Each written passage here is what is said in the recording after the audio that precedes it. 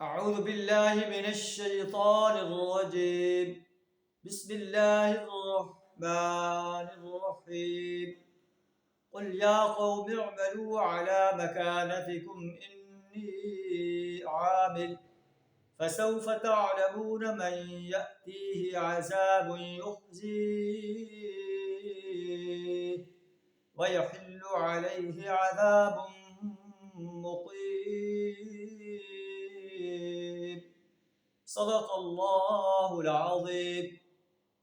اللہ تبارک و تعالیٰ اپنے وحدانیت کے دلائل بیان فرما کر نبی صلی اللہ علیہ وسلم کو فرما رہا ہے کفار مکہ آپ کا کچھ نہیں بگاڑ سکتے.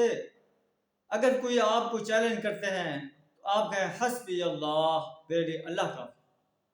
علیہ یتوکل المتوکلون، توکل کرنے والوں کو اسی اللہ پر توکل کرنا چاہیے. آپ کہہ دیجئے میرے قوم کے لوگوں تم اپنی جگہ عمل کرو، میں عمل کر رہا ہوں. ان قریب تمہیں معلوم ہو جائے گا اللہ کس سے رسوا کرتا ہے اور کس پر وہ سزا ملتی ہے جو کبھی ٹلنے والے نہیں.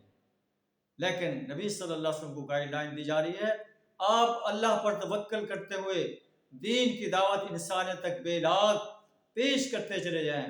مکہ کے کفار آپ کا کچھ نہیں بگاڑ سکتے. نبی صلی اللہ علیہ وسلم نے فرمایا، ابن حاتم میں ابن عباس نے روایت نقل کی ہے، من احب ان یکون اقوى الناس من احب ان یکون اقوى الناس فلیتوکل علی اللہ. جو شخص یہ پسند کرتا ہے کہ وہ انسانوں سے سب سے زیادہ طاقتور ہو جائے، وہ اللہ پر توکل کرے. ومن احب ان یکون اغنى الناس فلیکن بما فی ید اللہ عز وجل اوثق منہ بما فی یدیہ. جو شخص چاہتا ہو کہ سب سے بڑھ کر غنی ہو جائے، اسے چاہیے کہ جو کچھ اللہ کے پاس ہے اس پر زیادہ بھروسہ رکھے بنسبت اس کے جو چیز اس کے پاس ہے.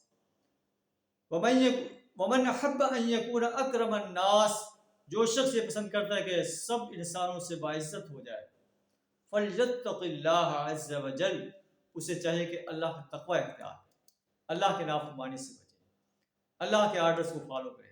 اللہ تعالیٰ ہمیں اپنی ہی ذات پر توکل کرنے کی توفیق عطا فرمائے، اپنی ہی بندگی، اپنی ہی پرستش، اپنی ہی غلامی، اپنی ہی اطاعت کرنے کی توفیق عطا فرمائے، اپنی حاکمیت کو تسلیم کرنے اور اپنی حاکمیت کو قائم کرنے کے لیے اور باطل نظاموں کو مٹانے کے لیے اپنا مال، جان، وقت اور صلاحیت کھپا دینے کی جرت عطا فرمائے.